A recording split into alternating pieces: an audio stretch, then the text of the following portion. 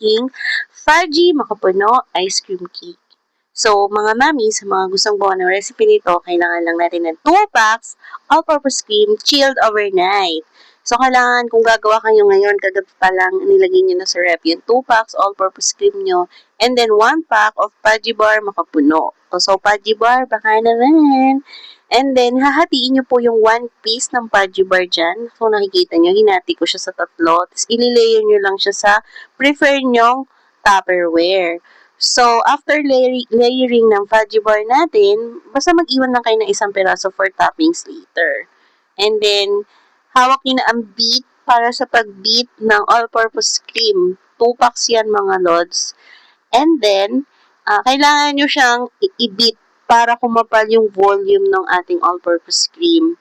And then, while doing that, tansyameter lang po yung paglalagay ng ating condensed milk kasi po, the makapuno itself ng Fudgy Bar is matamis na. So, tansyahin nyo lang din, malalaman nyo naman yan kapag makapal na yung volume. And then, yung 1 peraso, durugin nyo lang yan for toppings later yan. And then, huwag nyo kalimutan tikman kasi po, depende na lang yun sa preference nyo. Kung gaano katamis yung gusto nyo lasa ng ating ice cream cake. Fudgy makapuno ice cream cake. And then, yun lang guys. Pag nabit nyo na yan, natikman nyo na kung okay na yung lasa ng condensed with the all-purpose cream, ililayer nyo lang siya dyan and then lagyan nyo lang siya ng topping itself.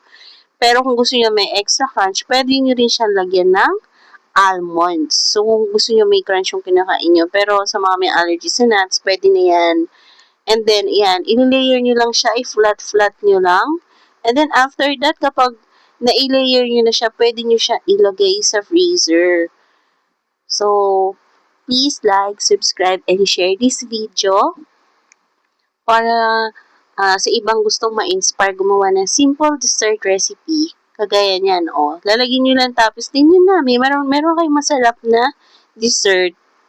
Made for handaan, merienda. Yung ginagawa namin yan is for merienda. At sold out agad yan kasi super sarap. Di kayo magsisisi. So, try nyo na ang ating Fudgy makapuno ice cream cake. Sulit na yan kasi ilang ingredients lang yan. Meron na kayong mape-prefer na recipe na hindi siya sobrang tamis. Depende nga, sabi ko nga, depende sa ititimpla nyo. So, gawa na kayo ng recipe. Please share, like, and subscribe this video. Comment kayo kung masarap kung ginawa nyo din yung aming simple recipe homemade Fudgy makapuno ice cream cake. Yun lang.